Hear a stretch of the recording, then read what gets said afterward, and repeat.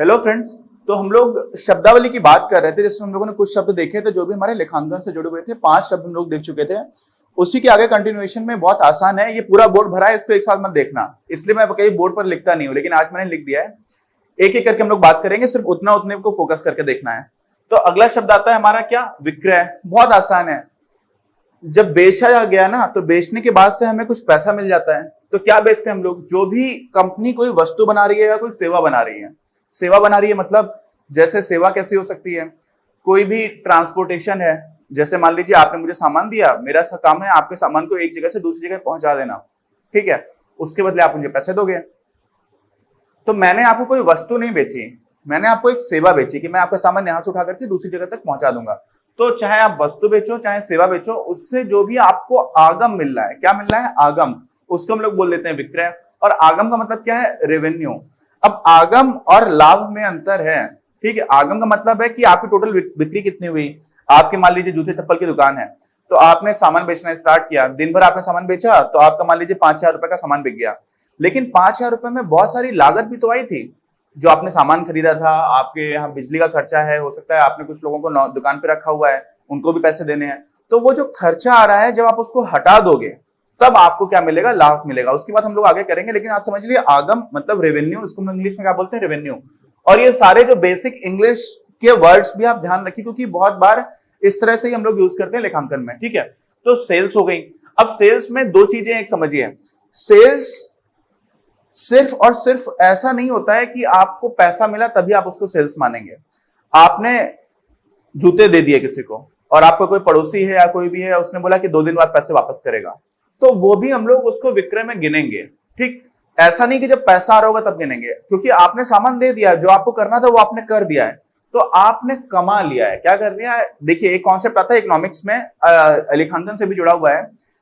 एक चीज होती है अर्न, अर्न मतलब आपने कमा लिया है। एक होता है रियलाइजेशन, कि आपको समझ में आ गया है कि आपने उस कमाई को रियलाइज कर लिया है, महसूस कर लिया है। मतलब क्या हुआ, मुझे मेरी जूते चप्पल की दुकान है, मैंने जूते बेचे, तो जब मैंने जूते बेच दिए, भले ही मुझे उधार मिला, उधार मैंने कर दिया है कि ठीक है आप मुझे उधार बाद में पैसे दे देना, तो मैंने कमा तो लिया है, आप समझ रहे हैं। तो मेरी अर्निंग हो गई है, अर्न हो गया है, लेकिन रियलाइज नहीं हुआ। क्यों, रियलाइज तब होगा जब मुझे पैसे मिल जाएंगे, समझ रहे हैं। तो अर्न अगर आपने कर लिया है, उस चीज को भी हम लोग विक्रय में काउंट कर लेते हैं, गिन लेते हैं। रियलाइजेशन हो चाहे ना हो, वो उधार पर रहे चाहे ना रहे, ठीक। अगली बात आ जाती है आगम, इसी से जुड़ा हुआ था। तो ये आगम क्या होता है, जो भी आपको पैसा मिल रहा है, जो आपको पैसा मिलना चाहिए उसके बदले में, वो आपका हो जाता है रेवेन्यू, ठीक है, कुल पैसा। तो विक्रय आमदनी, अब आपने 5,000 रुपए की टोटल बिक्री की, सब सामान बेचा 5,000 रुपए का, लेकिन उसमें फायदा तो 400 रुपए का ही हो सकता है, क्योंकि बाकी आप सारे खर्चे हटा दोगे। तो जो कुल पैसा आया 5,000 रुपए, उसको हम लोग बोलते हैं रेवेन्यू। अच्छा, अब हम लोग सिर्फ एक दुकान की बात तो करते नहीं है, अलग अलग तरह के बिजनेसेस हैं, अलग अलग तरह के इंडिविजुअल्स हैं, लोग अलग अलग तरह के हैं, और उन सारे लोगों के लिए लेखांकन की जरूरत पड़ती है। तो बहुत सारे अलग अलग तरह के रेवेन्यू स्ट्रीम्स होती हैं। क्या होती हैं, बहुत सारी मदें होती हैं जहां से पैसा आ सकता है। क्या क्या हो सकता है, कमीशन है, किसी का काम है कि मैं आपको ये काम करा दूंगा तो मेरा इसमें 10% कमीशन बनता है, ठीक है। एक पाकिस्तान के प्रेसिडेंट हुए थे, आसिफ अली जरदारी, जेल में रहे या कुछ, मुझे एग्जैक्टली भी ध्यान नहीं है उनका, कुछ तो उनके ऊपर केस, करप्शन केसेस बहुत सारे चल रहे थे, तो उनको बोला जाता था मिस्टर 15%, क्योंकि जितना भी पाकिस्तान में काम हो रहा है, जो उनके देख रेख में हो रहा है, उसमें 15% वो अकेले खा लिया करते थे। तो इतने भ्रष्ट नेता भी हुआ करते, तो पाकिस्तान के उन नेता को बोला जाता था मिस्टर 15%। क्यों, क्योंकि उनका 15% क्या रहता था, कमीशन रहता था। तो ये वही कमीशन टाइप की चीज है, ठीक है। फिर लाभांश, लाभांश का मतलब होता है डिविडेंड बोलते हैं हम लोग। लाभांश मतलब किसी कंपनी को फायदा हुआ, और कंपनी को जो फायदा हुआ वो अपने अपने मालिक, जो भी कंपनी के मालिक है, उनमें कुछ कुछ वो फायदा बांट दे रही है, तो लाभ का अंश मिल रहा है, उसको हम लोग बोलते हैं लाभांश। ब्याज है, आपने किसी को पैसा दे रखा है, कोई इन्वेस्टमेंट कर रखा है, उस पर भी जो आपको आमदनी हो रही है वो भी क्या होगा, आपके लिए रेवेन्यू हो गया। और ऐसे ही रॉयल्टी है। रॉयल्टी क्या होता है, जैसे मान लीजिए कोई लेखक है, उस लेखक ने किताब लिखी, और किताब को छापने का काम तो पब्लिशर का होता है ना, बहुत सारे पब्लिश हाउसेस होते हैं। तो आपकी किताब किसी पब्लिशर ने छाप दी, अब वो किताब की बहुत बिक्री हो रही है, तो हर किताब की बिक्री पर जो लेखक होता है उसको कुछ परसेंटेज मिलता है, कुछ एक फिक्स्ड अमाउंट बन जाता है। 200 रुपए की किताब है तो 30 रुपए रॉयल्टी मिल रही है। तो वो रॉयल्टी का मतलब हुआ जो लेखक या इस तरह का काम करने वाले को जो पैसा मिल रहा होता है उसको हम लोग बोलते हैं रॉयल्टी। तो ये बात सिर्फ ये बताने का मतलब है कि रेवेन्यू की बहुत सारे स्रोत हो सकते हैं। ऐसा नहीं है कि सिर्फ आपने जो सामान बेचा उससे आ जाएगा, जो सेवा बेची उससे आ जाएगा। आएगा सामान और सेवा से ही, लेकिन उसके नाम अलग अलग हैं, उसके रूप अलग अलग हैं। ठीक, अब क्या हुआ, अगला आ जाता है व्यय और फिर उसका आता है खर्च। देखो ये दोनों काफी मिलते जुलते हैं और दोनों में कई बार हम लोग एक दूसरे की तरह भी यूज कर लेते हैं, लेकिन थोड़ा सा जो डिफरेंस है क्लैरिटी के लिए वो आप समझने की कोशिश करिएगा। व्यय एक्सपेंसेस, व्यय को हम लोग बोलते हैं एक्सपेंस और खर्च को बोलते हैं एक्सपेंडिचर। ठीक, अब एक्सपेंस की जो सबसे पहली चीज है व्यय की, वो एक लेखा वर्ष में, एक लेखा वर्ष मतलब अपने यहां पर 1 अप्रैल से लेकर के हम लोग 31 मार्च तक मानते हैं, उसमें आपने जो आगम आपको कमानी थी, क्या कमाना था, आगम, आगम मतलब रेवेन्यू। तो रेवेन्यू कमाने के लिए जो कुछ भी खर्च किया है आपने एक लेखा वर्ष में, उसको हम लोग एक्सपेंस बोलते हैं। देखिए क्या बोला मैंने, एक लेखा वर्ष में, पहली कंडीशन तो ये है। दूसरी कंडीशन क्या है, आगम अर्जित करने की प्रक्रिया में आने वाली लागत, कॉस्ट है, खर्चा हो रहा है। अब क्या क्या खर्चे होंगे, बहुत सारे खर्चे होंगे। जैसे आपने वही जूते चप्पल की दुकान पर फिर से आ जाते हैं, तो आपने कुछ लोगों को नौकरी पे रखा हुआ है, जो लोग बाकी ग्राहकों को जूते और चप्पल दिखाते हैं उनको पैसे देने हैं। फिर आपको बिजली का पैसा देना है, ठीक है, आप लोग बिजली यूज कर रहे हो। फिर उसमें साथ में बिजली के लिए जो भी इंस्ट्रूमेंट्स हैं, पंखे हैं, एसी लगा रखा है दुकान पर आपने, तो उसका भी खर्चा आएगा। तो इस तरह के जो तमाम खर्चे आएंगे, है ना, वो एक लेखा वर्ष में आपने कितने खर्चे किए और आपको कितना रेवेन्यू मिला था, वो अलग चीज थी। तो जो एक लेखा वर्ष में आपने रेवेन्यू अर्जित करने के लिए, बाकी चीजों के लिए नहीं, जो आपको पैसा कमाना था उसके लिए जो आपने कुछ खर्च किया, उसको हम लोग क्या बोलते थे, एक्सपेंस बोल देते हैं। अच्छा, अब एक्सपेंस में 2-3 चीजें और भी समझिए। उपयोग की गई परिसंपत्तियों एवं सेवाओं की लागत। ठीक, तो सेवा तो मैंने आपको बोल दिया, जैसे आपने किसी की दुकान पर हायर करके रखा हुआ है, तो उससे आप उसकी सेवा खरीद रहे हो, वो ग्राहकों को सामान दिखा रहा है और आपकी दुकान पर दिखा रहे हो, तो आप उसको पैसे दे रहे हो, तो आपने उसकी सेवा खरीद ली। परिसंपत्तियों का मतलब क्या हुआ, आपने दुकान में एक पूरा इन्वेस्टमेंट कर रखा है ना, दुकान धीरे धीरे क्या होती जा रही है, पुरानी होती जा रही है। ठीक है, तो जब दुकान में बहुत सारी चीजें ऐसी हैं जो बनी बनाई हैं और वो over a period of time उनको रिप्लेस करने के लिए आपको फिर से बनाना पड़ेगा, बिल्डिंग ही पुरानी होती चली आ रही है। कई बार ऐसा शोकेस होते हैं जिसमें अच्छे अच्छे जो आपके यहाँ पर महंगे आइटम्स है वो आप दिखा देते हो, ज्वेलरी की दुकान पर बहुत होता है ऐसा, तो वो जो शोकेस है वो भी आपको नया खरीदना पड़ेगा थोड़े टाइम के बाद। तो वो सारी चीजों में क्या हो रहा होता है, जो भी परिसंपत्तियां जो आपके एसेट्स हैं, परिसंपत्ति मतलब एसेट जिसकी हम लोग पहले बात कर चुके हैं, वो धीरे धीरे पुरानी होती जा रही है। क्या होती जा रही है, पुरानी होती जा रही है। अब कोई चीज पुरानी होगी तो उसकी कीमत क्या हो जाएगी, कम हो जाएगी। कुछ कुछ ऐसे सामान होते हैं कि एकदम नए हैं, जैसे कार के मामले में बोला जाता है कि कार आपने शोरूम से बाहर निकाल ली, उसके बाद से 10-20% कीमत तो ऐसे ही गिर जाती है। मतलब वही गाड़ी ऊपर खड़ी थी, आप बस खरीद करके बाहर लेकर के आ गए, तो एकदम से इतना ज्यादा क्या हो जाता है, उसमें मूल्य ह्रास हो जाता है। क्या हो जाता है, मूल्य ह्रास, डिप्रिसिएशन। और वो मार्केट के मतलब अलग अलग तरह के मार्केट्स अलग अलग तरह से चीजों को देखते हैं, तो कुछ चीजों में हम एकदम सडन एक पतन मान लेते हैं कि बहुत ज्यादा कमी हो गई, समझ रहे हैं। बाकी भी आमतौर पर जो भी बिल्डिंग है, मशीन है किसी की, कोई किसी बिजनेस में, तो हर चीज में क्या हो रहा होता है, हर चीज की कीमत घटती चली जा रही होती है। अब जैसे मान लीजिए आपने कोई मशीन खरीदी, क्या खरीदी, कोई मशीन खरीदी, लेथ मशीन है मान लीजिए। लेथ मशीन में हम लोग बहुत सारी चीजें हैं, जो भी हार्डवेयर का काम होता है, बहुत सारे इस तरह काम होता है, पानी की मोटर बनवाने का काम है, अलग अलग तरह की चीजों में, उसमें हम लोग कुछ चीजों को जैसे स्क्रू है या कुछ भी है उसको थोड़ा थोड़ा ठीक कर रहे होते हैं, उसका साइज ठीक कर रहे होते हैं। तो वो लेथ मशीन 1 साल में तो खर्च होगी नहीं, 1 साल में हो जाएगी क्या खर्च, मतलब आपने वो मशीन खरीदी और उस मशीन को यूज करके आप उसकी सेवा ले रहे हो। अब वो 1 साल में तो खर्च होने वाली नहीं है, बहुत समय तक चलेगी। तो उसमें हम लोग क्या मानते हैं कि हर साल में उसकी कीमत कुछ कुछ घटती हुई मान लेते हैं। ऐसा नहीं मानते हैं कि जिस दिन खरीदी उस दिन आपने पूरा पैसा लगा दिया, उसके बाद से जिस दिन खराब हो रही है उसी दिन आप उसको एक नुकसान मान रहे हो, ऐसा नहीं है। हम लोग उसको लगातार निरंतर रूप से उसमें कुछ कमी होती जा रही है वो मान लेते हैं। तो वो सारी जो चीजें मानते हैं उसको लोग बोलते हैं मूल्यह्रास, और इसके लिए बहुत ही कॉमन टर्म है जिसको हम लोग इंग्लिश में बोलते हैं डिप्रिसिएशन। तो इसलिए मैंने इसको लिख दिया डिप्रिसिएशन। ठीक, फिर क्या है, मजदूरी मैंने बता ही दिया, वेतन भी आप दे रहे हो, ब्याज दे रहे हो। यूटिलिटीज, यूटिलिटीज का क्या मतलब होता है, यूटिलिटी का मतलब होता है पानी का बिल है, ठीक है, एक्सपेंडिचर बिजली का है, जो भी आपको लगातार हमेशा हर जगह पर यूज करनी पड़ेंगी ही पड़ेंगी। ठीक है, तो वो सारी बिजली और पानी सबसे प्रमुख यूटिलिटी मान लीजिए। आज से थोड़े दिन पहले कम्युनिकेशन में डाकघर को भी यूटिलिटी की तरह माना जाता था, समझ रहे हैं। डाकघर भी एक तरह की आपको क्या दे रही होती थी, सेवा दे रही होती थी। तो वो सारी चीजें आ गई। अच्छा, ये तो हमारा हो गया व्यय। अब व्यय जैसा ही है एक्सपेंडिचर, अंतर नहीं है, लेकिन इसमें देखो क्या है, लाभ, सेवा या संपत्ति प्राप्त करने पर राशि व्यय करना। तो यहां पर भी आप वही कर रहे थे, यहां पर भी आप राशि व्यय कर रहे हो। थोड़ा सा अंतर क्या आ जा रहा है मेन, कि यहां पर जरूरी नहीं है कि आप 1 साल की बात करो। जब आप 1 साल की बात करते हो तो आप उसको बोलते हो आगम व्यय, रेवेन्यू एक्सपेंडिचर। ठीक है, क्या बोलते हो आप? आगम व्यय, मतलब रेवेन्यू एक्सपेंडिचर। और ये हो जाता है आपका अगर आपने 1 साल से ज्यादा, जैसे मैंने आपको बोला कि आपने कोई लेथ मशीन खरीद ली या कोई दूसरी ऐसी मशीन खरीदी जिसको आप कई साल तक यूज करोगे अपने व्यवसाय में, तो उसको हम लोग एक संपत्ति मान लेते हैं। वो आपका एक एसेट बन जाता है। क्या बन जाता है? परिसंपत्ति। और उस परिसंपत्ति में निरंतर जैसे जैसे आप उसको उपयोग करते जा रहे हो, जैसे जैसे वो पुरानी होती जा रही है, तो क्या हो रहा है? उसमें एक मूल्य ह्रास हो रहा है। क्या हो रहा है? मूल्य ह्रास। तो डिप्रिसिएशन का कॉन्सेप्ट आ जाता है। और ये तब मानते हैं परिसंपत्ति जब आप उसको 1 साल से लंबे समय के लिए यूज करोगे। किसके लिए? 1 साल से लंबे समय के लिए। तब वो क्या हो जाएगी? परिसंपत्ति बन जाएगी। बात समझ में आ गई आपको? और इसमें भी वही है, वेतन यहां पर भी आप देना पड़ेगा। जैसे माल और मशीन की खरीद की आपने, तो एक्सपेंडिचर और व्यय मुख्य रूप से समझ लीजिए कि आप 1 साल से कम में किया तो उसको व्यय बोल दिया। वो भी यहां पर देखिए आगम व्यय है।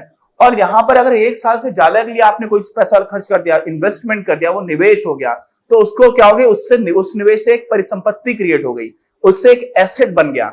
और वो जो एसेट बन गया उसको आप over a period of time use करोगे, तो उसमें आप डेप्रिसिएशन लगा दोगे। जब हम लोग आगे अकाउंटिंग में बहुत सारी चीजें देखेंगे ना, तो डेप्रिसिएशन के बहुत सारे अलग अलग प्रिंसिपल्स आते हैं, सिद्धांत आते हैं, उनकी भी हम लोग बात करेंगे। तो ये हो गया। अभी इसमें कुछ और शब्द हैं जिनको हम लोग देख लेते हैं। देखिए, इससे पहले भी जो हम लोगों ने लिखा हुआ है, चाहे तो आप उसको कॉपी में डायरेक्टली नोट कर लें, और उसको हम लोग नोट्स के फॉर्म में हर वीडियो में जैसे दिया करते हैं वैसे हर वीडियो के नोट्स आपको मिल जाएंगे। तो आपको नोट्स भी मिल जाएंगे सीधा सीधा। आप लिखना चाह रहे हो तो यहाँ पर नोट भी कर सकते हो। यहाँ पे पूरी चीजें नहीं आती है, नोट्स में सारी चीजें मिल जाती है, तो वो ज्यादा व्यवस्थित रहता है। ठीक, तो अगला हमारा शब्द जो आता है वो है प्रॉफिट यानी कि लाभ, और उसके बाद आता है हानि यानी कि लॉस। ठीक है, ये दोनों एक ही जैसे हैं, मिलते जुलते हैं बहुत ही ज्यादा, इसलिए मैंने एक साथ उन दोनों को लिख लिया है। आपकी किताब में आगे पीछे दे रखा है। तो एक वर्ष में जब भी हम प्रॉफिट की बात करते हैं ना, बहुत इंपॉर्टेंट है, हमारे यहाँ पर प्रॉफिट एंड लॉस स्टेटमेंट्स बनता है। ठीक है, लाभ और हानि खाता होता है हमारे पास। तो वो अकाउंट 1 साल में जो चीजें हुई हैं उनको देखता है। किसको देखता है? 1 साल में। तो 1 वर्ष बहुत महत्वपूर्ण है, चाहे प्रॉफिट की बात कर रहे हैं चाहे हम लोग अपने हानि की। और नॉर्मली ये 1 वर्ष कौन सा है? 1 वर्ष जो लेखा वर्ष है, और वो हमारा वित्तीय वर्ष से मिल जाता है, फिर से वही 1 अप्रैल से लेकर के 31 मार्च तक। ठीक, अब क्या हुआ? इसमें आगम का व्ययों पर आधिक्य। आधिक्य का क्या मतलब हुआ? कि आपको रेवेन्यू मिला, आपने सामान बेचा अपने जूते चप्पल की दुकान पर। ठीक है, कितने का? 5,000 रुपए का। ये आपकी विक्रय आमदनी होगी, बिक्री भी बोलते हैं जिसको, काम आप बोलचाल की भाषा में बिक्री। और व्यय कितना हुआ? आपने सारे खर्चे निकाल लिए, वो आपके हुए 4,000 रुपए। तो आपको जो फायदा हो गया वो कितना हो गया? 1,000 रुपए। ठीक, अब ये तो मैंने एक दिन की बात बताई है, लेकिन जब हम लोग प्रॉफिट लेखांकन में बात कर रहे होते हैं तो पूरे वर्ष में कितने का हुआ? मान लीजिए पूरे वर्ष में ये 5 लाख का हुआ होता। ठीक, और 4 लाख आपको खर्चा हो गया होता, तो 1 लाख रुपए आपका पूरे साल में क्या हो जाता? प्रॉफिट हो जाता। लेकिन मान लीजिए कि किसी साल ऐसा हो गया कि खर्चे हो गए ज्यादा, आगम का व्ययों पर आधिक्य। तभी आधिक्य हो पाएगा ना जब रेवेन्यू ज्यादा है, आगम ज्यादा है। अगर आगम कम हो गया, व्यय ज्यादा हो गया, तो हो जाता है आपको नुकसान। बिल्कुल सेम चीज है। अब व्ययों का आगम पर आधिक्य 1 साल में। अब व्यय में 1-2 चीजें समझिए। देखिए, आगम सामान्यता क्या हो रहा होता है कि कोई भी बिजनेस है, आमतौर पर वो 1 चीज या 2 चीज या 5 चीज बेच रहा होता है। खर्चे बहुत सारे होते हैं, खर्चे बहुत सारे, अब बहुत सारे तरह के होते हैं, ऐसे बोलना चाहिए। मैग्नीट्यूड भले ही कम हो, मैग्नीट्यूड मतलब उसका जो परिमाण है। जैसे समझ लीजिए कि आप जूते चप्पल की दुकान है, फिर से वही उदाहरण ले लेते हैं, तो जूते चप्पल की दुकान में आपको पैसा कब मिलेगा? सिर्फ और सिर्फ तब जब आप जूते और चप्पल बेचोगे। लेकिन आपके खर्चे क्या होंगे? आपने कितने लोगों को दुकान पर रखा हुआ है, हो सकता है आपको नगर पालिका या नगर निगम को भी एक फीस चुकानी पड़ती हो, है ना। उसके बाद से फिर आपने क्या किया हुआ है, आपको बिजली के जो खर्चे आ रहे हैं वो आप दे रहे हो, फिर कोई चीज खराब हो गई दुकान पर, वो हो गया। और उसको छोड़ करके 2-3 चीजें होती हैं जो बड़ी एक्सेप्शनल होती हैं, एक्सेप्शनल नेचर की होती हैं, कभी कभी हो जाती है, तो लोग उसके लिए इंश्योरेंस लेते हैं। इंश्योरेंस मतलब बीमा कराते हैं। अब बीमा कराओगे तो उसके भी आप प्रीमियम भरोगे, तो वो भी आपकी एक लागत बन जाएगी, तो वो भी व्यय हो जाएगा। और उसी में क्या क्या हो जाता है कि कभी कभी मुद्रा और मुद्रा सम्मूल्यन में हानि हो जाती है। अब चोरी हो गई आपके यहाँ पर, आग दुर्घटना हो गई, आग लगी दुकान में, तो भी आपका नुकसान हो गया। तो अगर आपने बीमा कराया होगा तो आपको कुछ पैसा मिलेगा। बीमा में भी एक सिद्धांत होता है कि जितने का नुकसान हो रहा होता है उतना नहीं मिलता, उससे थोड़ा सा कम ही मिलेगा, तो वहां पर भी नुकसान हो रहा होगा। और साथ में आपने बीमा लिया तो आपने प्रीमियम भी भरा होगा। तो ये सारी चीजें। फिर स्थिर परिसंपत्तियों के विक्रय में हानि, आपने अपने यहाँ मशीन रखी थी कोई, अब वो मशीन 2-3 साल आपने यूज किया, उसके बाद आपने इसको किसी दूसरे को बेच दी, तो उसकी काफी सस्ती करके आपको बेचना पड़ेगा, तो हो सकता है कि उसको बेचने में भी आपको नुकसान हो जाए। तो वो सारी चीजें, तो आप समझ रहे ना कि हानि होने के रास्ते बहुत सारे हैं, इसीलिए रिस्क है, रिस्क ज्यादा है।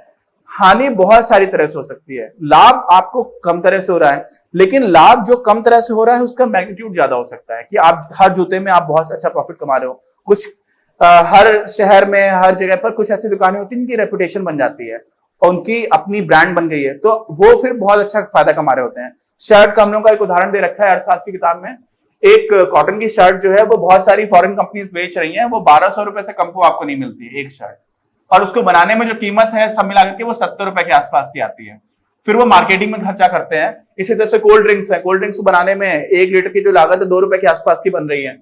अब 2 रुपए की लागत है और बेच रहे हैं वो आपको 40 रुपए में, तो ये लोग फिर बहुत ज्यादा प्रॉफिट कमाने लग जाते हैं। तो भले ही कम जगह से प्रॉफिट आ रहा हो, लेकिन वो इतना ज्यादा आ रहा होता है कि व्यय उसके सामने बहुत छोटे हो जाते हैं। बहुत बड़ी ऐसी कंपनीज बन गई हैं। तो आपको लाभ में और हानि समझ में आई। अब इसमें एक चीज और समझिए, मैंने लिखा हुआ है OE बढ़ जा रहा है। OE का मतलब क्या हुआ?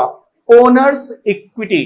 ओनर्स इक्विटी का मतलब क्या हुआ कि जो स्वामी है, मालिक, जो भी व्यवसाय का मालिक है, उसकी जो पूंजी है वो बढ़ जाएगी। सीधी सी बात है भाई, लाभ होगा तो बढ़ जाएगी। क्यों? क्योंकि वो लाभ है वो एक तरह से उसी की पूंजी में जुड़ गई। और ओनर्स इक्विटी कम कब हो जाएगी? जब आपको हानि हो जाएगी। तो इसमें 2-3 बिंदु वही थे कि एक वर्ष की बात करते हैं हम लोग, पूरे साल में क्या हुआ, और आगम का व्ययों पर आधिक्य है तो लाभ हो गया, और व्ययों का आगम पर आधिक्य है तो क्या हो गया? हानि हो गई। अच्छा, हानि कई तरह से हो सकती है। अब उसके बाद से एक चीज आती है अभिवृद्धि। लाभ और अभिवृद्धि ये भी जुड़े हुए हैं। अभिवृद्धि को हम लोग बोलते हैं गेन, ठीक है। तो लेखांकन में गेन्स बहुत सारी ऐसी चीजों को बोला जाता है जो व्यवसाय से जुड़ी हुई चीजों से हो गई, ठीक है। प्रॉफिट और लॉस हम लोग एक साल में निकाल रहे हैं, लेकिन गेन क्या हो सकता है? मान लीजिए कि मैं एक डेवलपर हूं। डेवलपर मतलब कौन सा डेवलपर? बहुत सारे अलग अलग तरह के डेवलपर्स होते हैं। मैं एक रियल एस्टेट डेवलपर हूं। रियल एस्टेट डेवलपर का मतलब क्या हुआ कि मैंने बहुत बड़ी जमीन का हिस्सा ले लिया है, अब मैं उसमें बहुत सारे प्लॉट्स बनाऊंगा, रोड्स निकालूंगा, पार्क्स बनाऊंगा, और उसी जमीन के हिस्से में मेरा किसी से झगड़ा चल रहा था कोर्ट में। क्या चल रहा था? न्यायालय में केस चल रहा था। अब वो न्यायालय में केस मैं जीत गया। क्या हो गया? केस मुझे जीत गया। तो वो सीधे सीधे मेरा प्लॉट बेचने वाला जो काम है वहां से मुझे पैसा आया करता था, वो पैसा प्रॉफिट मुझे जुड़ेगा, प्रॉफिट में आकर के जुड़ेगा। लेकिन इसको हम लोग बोलेंगे कि ये गेन हो गया। कैसा गेन हो गया? कि न्यायालय में मैंने केस जीत लिया। अब ये गतिविधि निश्चित रूप से बिजनेस से जुड़ी हुई है, लेकिन ये बिजनेस से जुड़ी हुई आम गतिविधियों में से नहीं है। ये ऐसी चीज है कि कोई अचानक से इक्का दुक्का चीज हो गई। दूसरा उदाहरण, मान लीजिए कि मेरे पास अभी हमारे यहाँ पर क्या है, लैंड एक्विजिशन बिल है, तो वो तो अब एक्ट बन चुका है। तो जब कांग्रेस सरकार आई थी तो उन्होंने क्या किया था कि बहुत सारे लोग, जो भारत में किसी की जमीन ली जाती थी, किसी को रोड बनानी है, देखिए देश के आर्थिक विकास के लिए रोड तो बनानी पड़ेंगी, तो कभी रोड बनानी है या किसी दूसरे पर्पस की वजह से आपको जमीन देनी पड़ रही है लोगों की।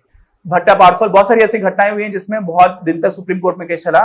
तो वो सारी दिक्कतें ना रहें गांव वालों से, अगर आप उसकी जमीन ले रहे हो किसी किसान से, तो उसके पास क्या बचा, है ना। तो ये बोला गया कि अगर आप ग्रामीण क्षेत्र में कोई जमीन अपनी बेच रहा है और सरकार ले रही है, तो मार्केट रेट के 4 गुने पर लेगी। कितने पर? 4 गुने पर मार्केट रेट का। और अगर शहरों में ले रही है तो 2 गुने पर लेगी। तो अब क्या हुआ, बहुत सारे किसानों को इसका फायदा मिलने लगा, सरकार के लिए कीमत बढ़ गई। अभी हमारे जो दिल्ली है ना, दिल्ली, तो दिल्ली में प्रदूषण बहुत रहता है, तो बहुत सारे ट्रक्स हैं जो रात में दिल्ली से निकला करते थे। तो दिल्ली के पूर्वी तरफ और पश्चिमी तरफ बाईपास बनाया गया है पूरा, जिसको हम लोग बोलते हैं ईस्टर्न पेरिफेरल रोड है, और यहां से वेस्टर्न पेरिफेरल रोड है। तो अब बहुत सारे ट्रक्स बाहर से होकर के जाने लगे हैं। तो ये जो ईस्टर्न पेरिफेरल रोड बना हुआ है, पूरा कंक्रीट का है, और इसको बनाने में जो लागत आई है, वो लागत में सबसे बड़ा हिस्सा जमीन खरीदने का है। पहले वही लागत 10-15% के आसपास रहा करती थी, ठीक है। अब वही लागत जो है वो 60%, 70% तक पहुंच जाती है। तो सरकार के लिए चीजें बनाना डिफिकल्ट हो गया है। क्यों? क्योंकि हम लोग को जमीन महंगी खरीदनी पड़ रही है सरकार की तरफ से, देखोगे, लेकिन गांव वालों को तो फायदा हो रहा है।